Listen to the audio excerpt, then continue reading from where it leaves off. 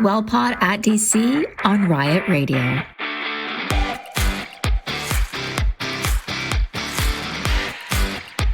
From meditation, stress management, safer substance use, and sexual health, we will literally talk sex, drugs, and rock and roll.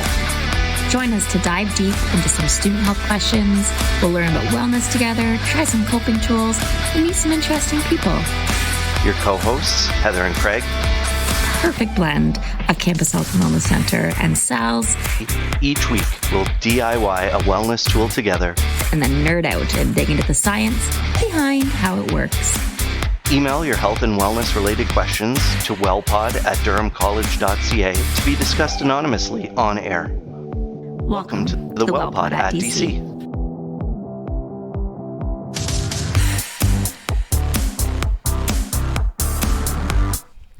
Welcome to the WellPod at DC, live from the Media Hub on riotradio.ca. Craig, you seem a little irritated and grumpy today. I don't know. Whatever. A little bit hard when you're wearing such a festive sweater. It's true. It's hard to act that out. Well, today we got a case of the grumpies, and we're going to be exploring negative emotions and discussing how we can embrace a little doom and gloom. Our student question of the week is, I feel so blah this time of year and such pressure to be happy. Can't I just have bad days, or will I kind of rub my dark cloud off onto other people? So we're going to be exploring what are negative emotions, tools to navigate them, and embracing our grumpy days. So let's start by looking at some of our current theories on what emotions are. So we have an image from Very Well that outlines the three major categories for theories on emotions. So some theories see emotions as instinctive responses. Others see emotions as states brought on by more neurophysiological changes associated with thoughts and feelings and behaviors.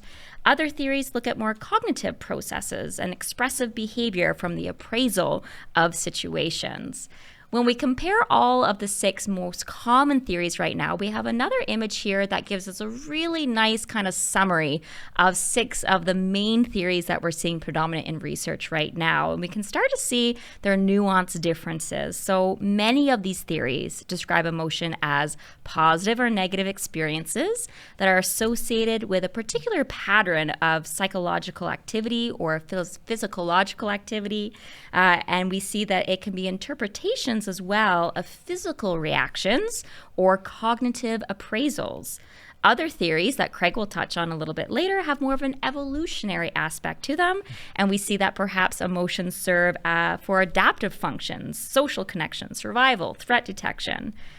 There's another image that we're going to show that uses the example of a snake that I think really beautifully highlights some of the nuanced differences between these different theories. So if we use a snake as an example, this is what is referred to in the research as the arousal, what is kind of arousing that emotion. We talked about fear a few weeks ago, and we can see how some of the theories view what is happening more as a cognitive label first, or an appraisal that happens first before we have more of a physiological response or feel the emotion.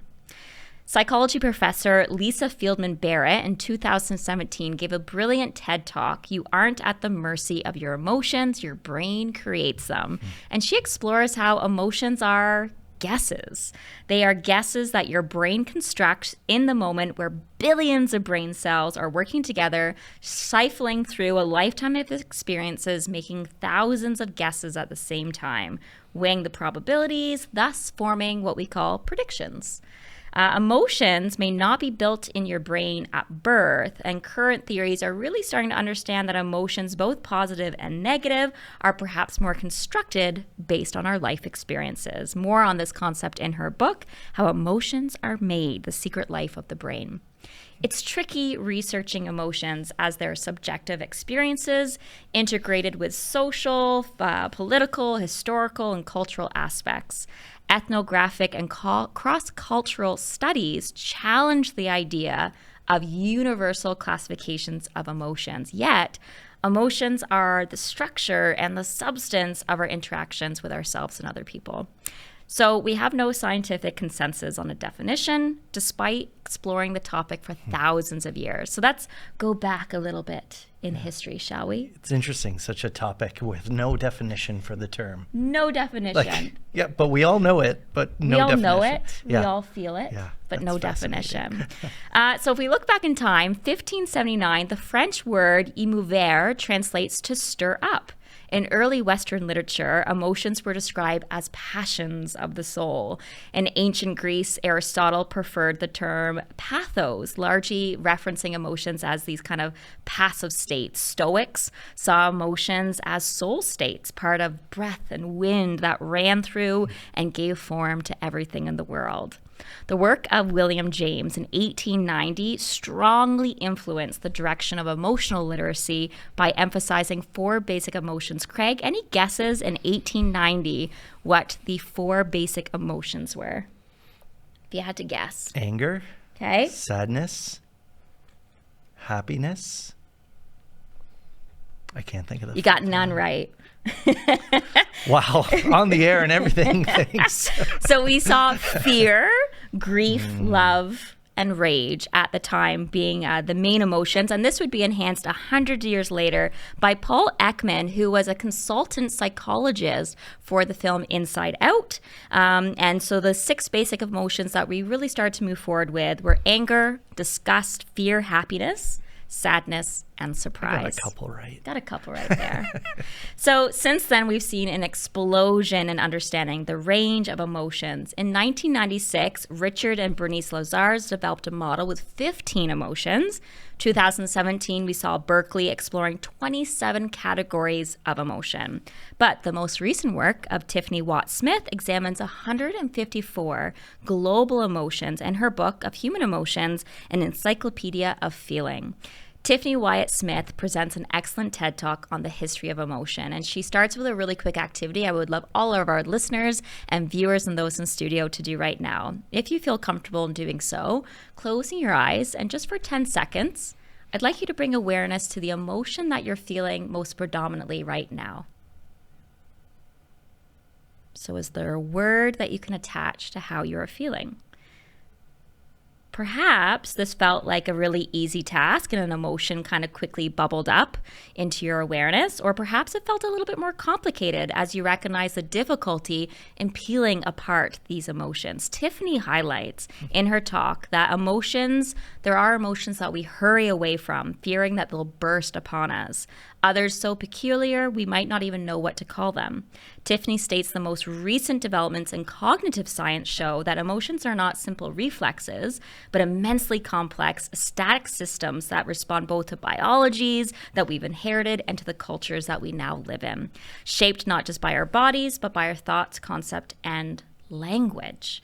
So when we look at language specifically, for an example, neuroscientists and historians are really interested in this dynamic between language and emotions. And what they're learning is when we learn a new word for an emotion, any guesses what happens? We all of a sudden feel that emotion a little bit more. So it's almost like when we give power by language to be able to identify something, we experience it perhaps a little bit more. Interesting. And so when we look at the complex models that are trying to add language to emotions, you can start to imagine how hard it can be on a personal level to find words to describe these complex experiences. Here's an image that we have on Plutchik's Wheel of Emotions, a very complex model. He has identified 34,000 unique emotions. 34,000 emotions. That's a lot. It is. And it's interesting, kind of going back to something you were saying about with the words and the language when we did the close your eyes and think. And I was like, yeah, I feel calm and I feel happy. But then is there a word for calm, happy? I would imagine it's one of the 34,000 combinations that we see there. We're going to show a more basic version of Plutchik's model here. And so we can start to see the array of different emotions. And we start to see that there are some that are identified as more positive and some that are identified as more negative. And our focus today's show will be on these negative emotions: rage, anger, envy, loathing, grief, sadness, and fear. American Psychological Association defines negative emotions as unpleasant, often disruptive, emotional reactions designed to express a negative affect, often not conducive to progressing towards our goals. Many of us may recognize the more physiological reactions that can occur with emotions, regulated by our sympathetic nervous system, a branch of our autonomic nervous system. I can never say that word correctly. Embarrassed, for instance. How do you feel when you're embarrassed? What do you notice physically happening? I tend to get sort of warmer, a little bit red, and Yeah, a little bit moist. Yeah. Sad? Any kind of physical reactions that you notice with sadness? Well, starting to cry, maybe if that's under physiological. My son is 4, and he said to me the other night that his eyeballs were leaking when he was experiencing that sensation. Scared? What happens to you more kind of physiologically? Yeah, the heart racing, blood pressure up red sometimes too with that. Our body gets racing. So although not pleasant experiences, negative emotions hold possible psychological reasons that are necessary for a healthy life. So emotions are designed to be messengers, and they tell us something. These messages can be very valuable if we listen, kind of like a check engine light on a car. And I know how much you like your mechanic analogies and metaphors. In studies, we have found anger, for instance, actively kind of attunes us to what's unfair, helps us take actions to remedy injustice and fight against problems. Fear, as we discussed a few episodes ago, protects us from danger. Anticipation helps us look forward and plan. Sadness prompts us to unite and connect, discuss, reject what is unhealthy. Basically, negative emotions are there to alert us when something needs to change or a motivation needs to step into place. Negative emotions can be counterpoints also for positive emotions, making them even sweeter. They can help indicate when our needs are not being met or we're actually acting outside of our values. And more on this a little bit later. Craig, what's happening when we experience negative emotions inside of our brain? So we've talked in other podcasts about this, right? Some of the hormones that are being released and whatnot to try to affect various parts of our brain, but like things like adrenaline and cortisol that we've spoken about, among others, right? But then there's that aspect of, and you've touched upon some of it already, like what's going on if I'm having a bad reaction to something? You are using scared or fearful, or in terms of anger as well, right? And that adrenaline gets going in our body, but on an evolutionary scale, and it was mentioned earlier, you mentioned it earlier too, it's for protection, right? That part of our autonomic system, the sympathetic nervous system of that fight or flight. Showing off saying that word so well. I wanted to slip it in there. No, but you get that adrenaline and those other reactions going on for a variety of reasons that come down on an evolutionary level to, I'm facing a threat. As much as it might be misperceived sometimes and like a weird overlap with, I feel, let's say, insulted by you and I'm angry. Is that really a fight or flight response that you've maybe just called me a name or whatever the case happens to be? But it's all sort of tied to the same thing of I need to protect myself, right? And so then the anger can come out in that sense of there's some aspect, or at least using the same parts of our brain and body that are related to that evolutionary development of if you were actually attacking me and I had to fight or flight, but now it's that social interaction maybe a little bit, right? It's tied to some interesting connections that I found, like motivating us, right? Have you ever got angry at something like, I'll show you? Oh, yeah. Don't even have to say, oh, yeah. I took Christmas away a few years ago. Okay. I'll just leave it at that. Done. But that aspect of like, motivating us and even like as much as we laugh, like for maybe the greater good, not just I'll show you, but actually maybe something good comes of it. And now I've learned a lot from it. And maybe, I'm just, Christmas stays away because like, oh, we've just learned a ton from that, right? In terms of learning, we had our episode where we talked about being scared, but how that ties to learning of, my fight or flight kicking in and, me being a little nervous, answering that question in class incorrectly or whatever the case is, but can help things, stick in my mind in the end. And then it's interesting, like, as you were chatting and how are you feeling, and I think some of the social stuff that you were talking about was coming to mind, not to keep going back to other shows, but when we talked about the remind me, the neurons that are mirroring each other and so on, right? Is like, how do you feel? Well, right now I feel happy and calm, but I mentioned that earlier, but because as you're reading that, I can tell you're enjoying what you're doing, and like, hey, that's kind of, if you will, rubbing off on me, or whatever way of you want to say it. You're catching my vibe. Exactly, right? And so that social support, or actually just before the session today, I went out to lunch with someone I hadn't been out to lunch with in a while, and it's like, it's just good, calming, happy conversation, and then it's like, oh, I come here and I'm that much happier, right? Yeah. But it's interesting, and as you know, in the new year, I should say, we're maybe tackling a few hormones, or one hormone a week, and talking about how they go. But in terms of some things I came across that relate to what you're saying too, is the evolution of our body to control our body, if you will, subconsciously in the background, things that are going on, like our circadian rhythms, right? Is like, I don't have to consciously go around saying, I should go to sleep, I should wake up now, and so on. Our body is controlling those kind of rhythms with hormones like melatonin, right? Released at night when it becomes dark, so that we, fall asleep, and it stops being released in the morning when it becomes light to wake up. Even our feeling thirsty, I'll use, or hungry, right? Different hormones that are released. So ghrelin, if I'm pronouncing that one right, that one's always my bad one, but it's being released more to increase our hunger, and our wanting to seek out food. And then after we eat, it drops to help control that in us.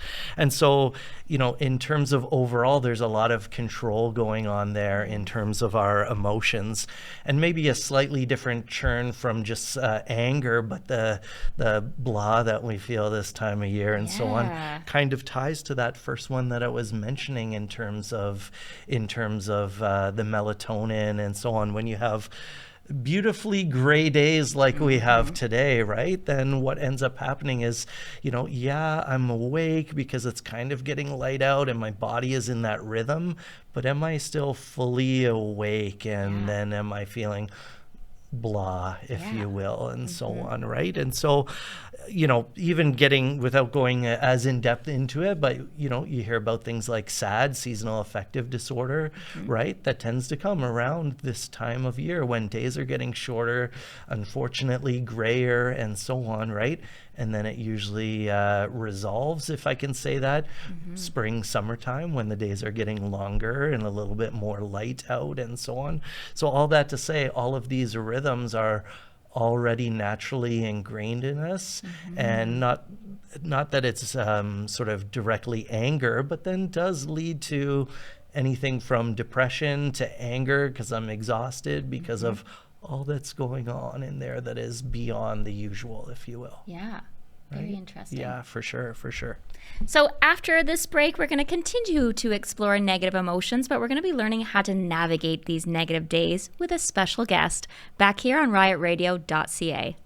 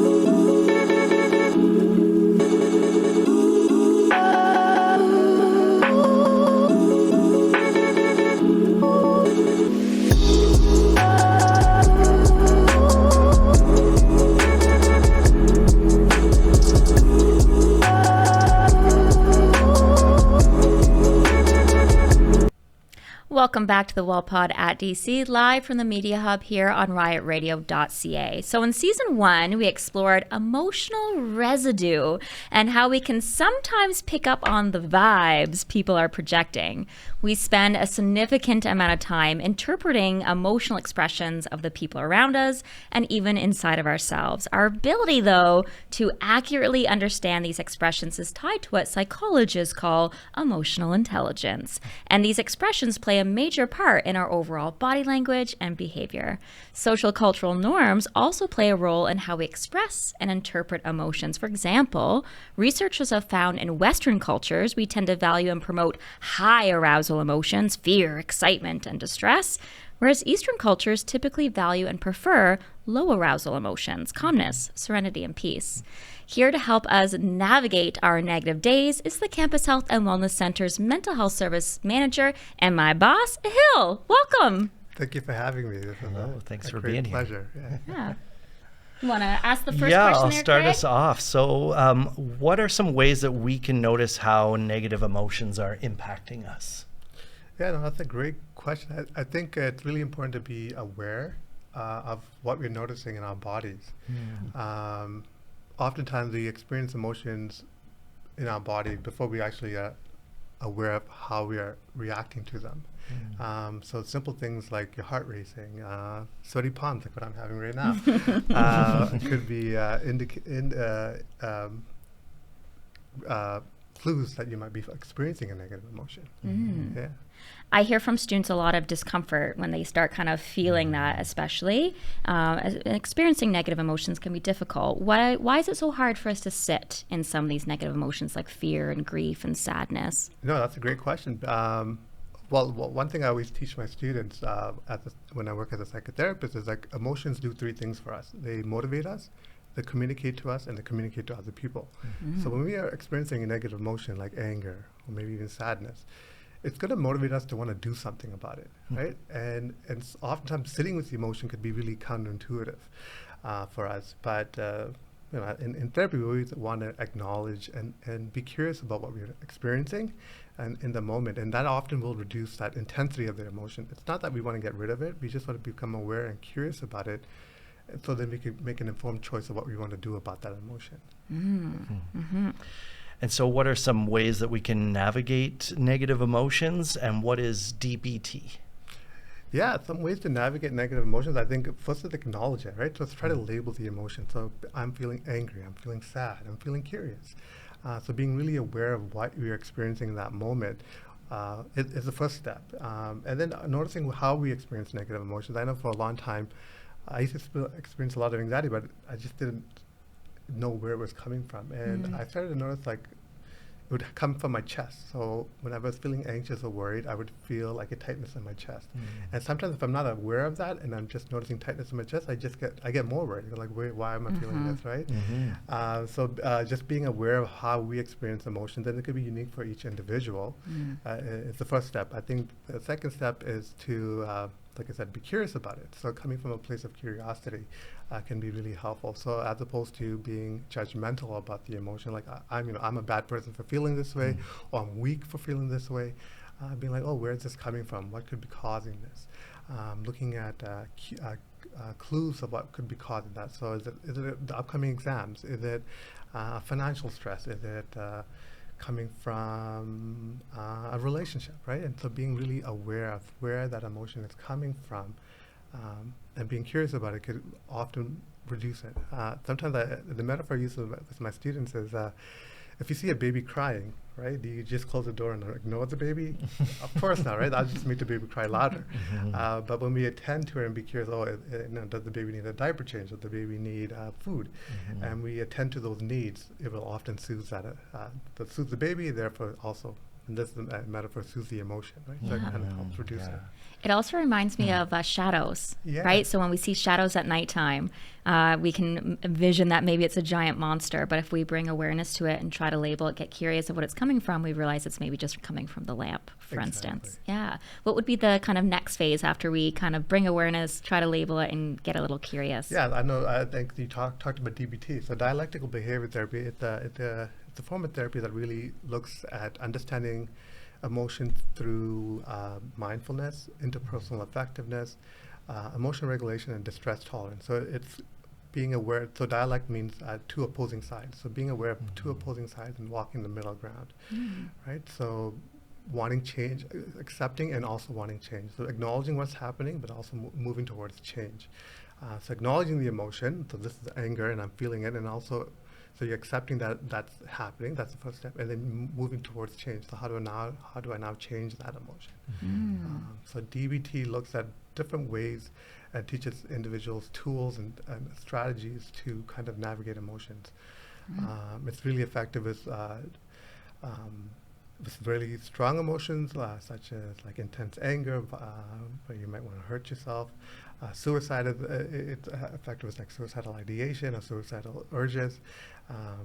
Distress tolerance is one of the components of DBT, and it teaches how to use distraction as a way of giving yourself a break from the emotion, and then addressing it when you're feeling a little bit, when the emotion has come down. Something that I think is important to be aware of is like emotions are like waves. So we have high points and they have low points. So if you're able to give it enough time, we could kind of pass the high point and come back to a low point where it might be easier to kind of then manage and figure out what we want to do about that emotion. Because if we try to make a decision at a high point, we might not make the best decision, the most informed decision, right? So that's kind of what I try to we're speaking a lot about kind of the negative emotions we can sense inside of us, but sometimes it's more a friend or a family member, a fellow student. We've talked in previous episodes about that kind of emotional residue or vibes that we can sometimes pick up. What are some good ways we can support other individuals when we notice having a more negative day? Yeah, that's a great question. I think it's important to be I think what we want to avoid is to give them advice right from the get-go, but checking in on, right, being curious. Like I noticed that you're quiet today. Is something going on? Listening often is huge in supporting someone that's having a day or negative emotions, and just being there to support, but also being mindful of how much you can support and your capacity to support. Wonderful. Thank you so much for taking some time with us today to talk about this. After this break, we're going to continue to explore and embrace grumpy days back here on riotradio.ca.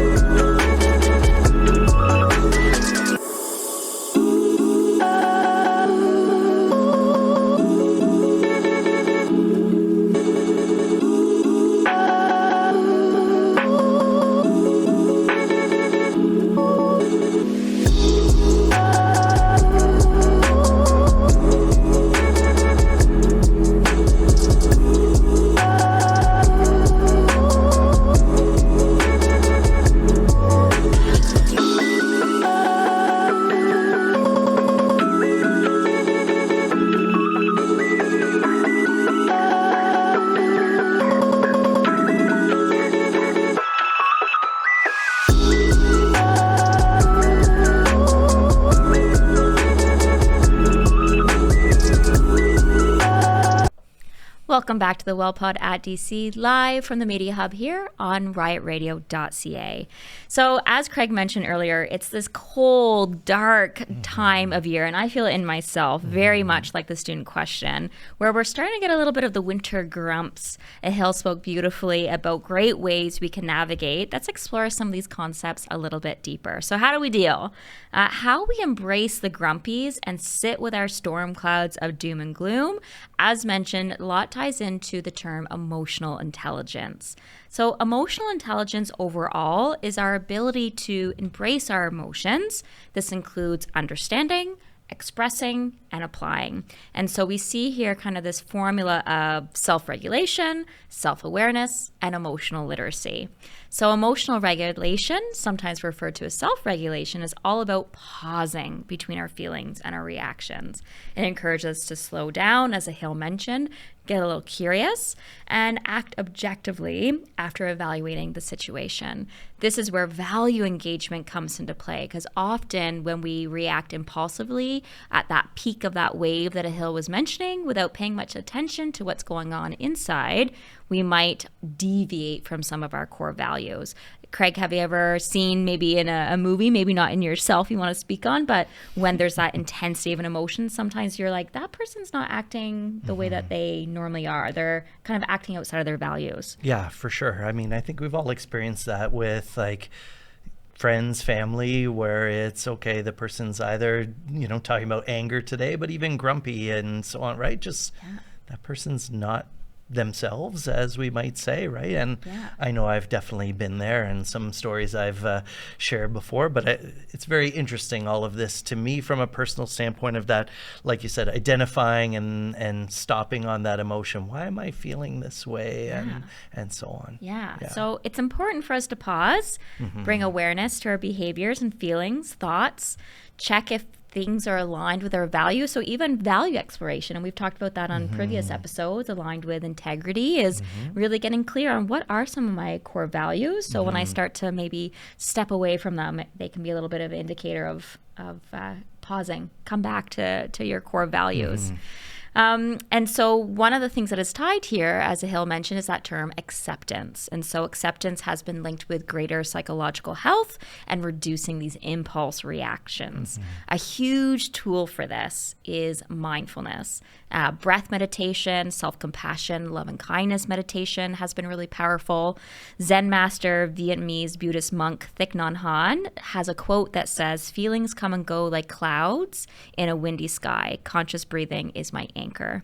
And so with practices like meditation and different mindfulness, we can build that skill of regulation so that we can recognize when these waves are coming and going and just kind of watch them from a place of acceptance.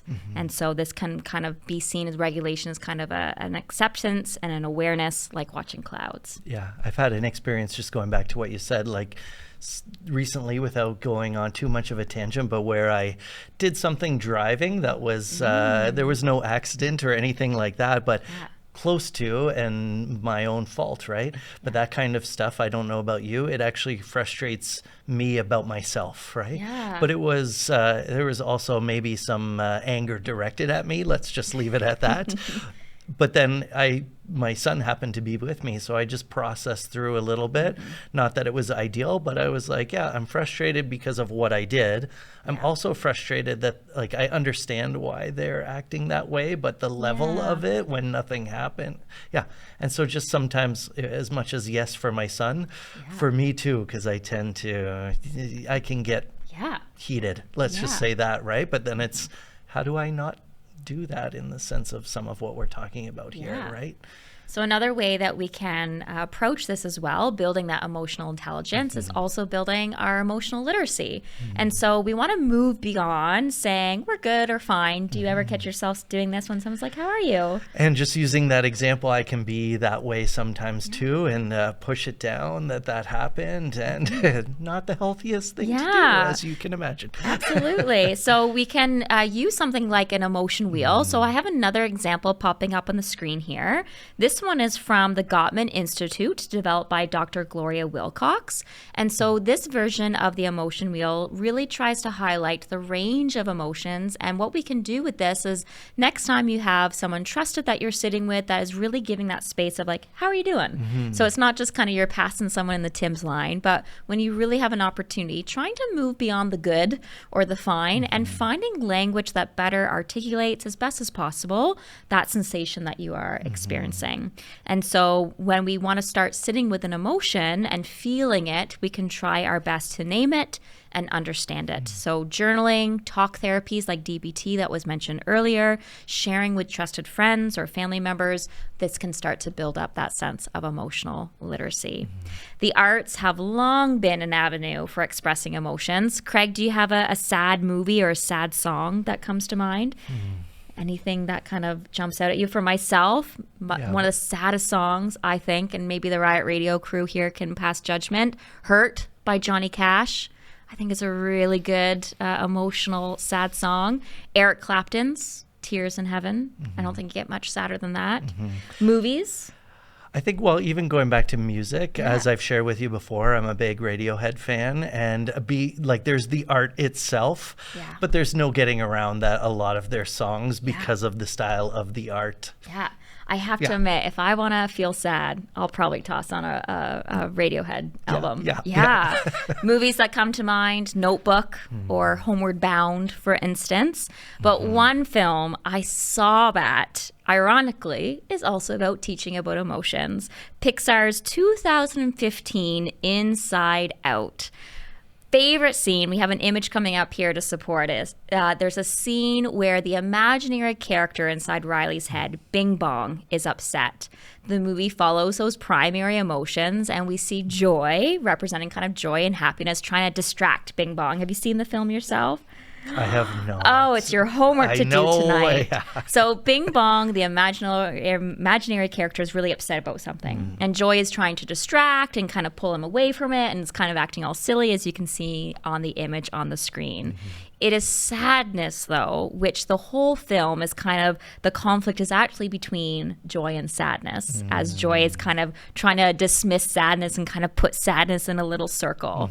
Sadness sits with Bing Bong, acknowledges, validates, and compassionately sits with the feeling that Bing Bong is holding. And so very similar to Ahil's conversation earlier, taking this compassionate approach when we're sitting with emotions and not always moving away from these uncomfortable sensations. Certainly not when it's at the peak. When it's at its peak, as Ahil mentioned, we want to perhaps wait until we're in a better window of tolerance. But this film beautifully demonstrates the importance of our negative emotions. Sadness can really help us build that validation and that compassion. The movie does a remarkable job at illustrating how emotions shape the ways we interact with other people and the decisions that we make, sending key messages on balance of all of the emotions.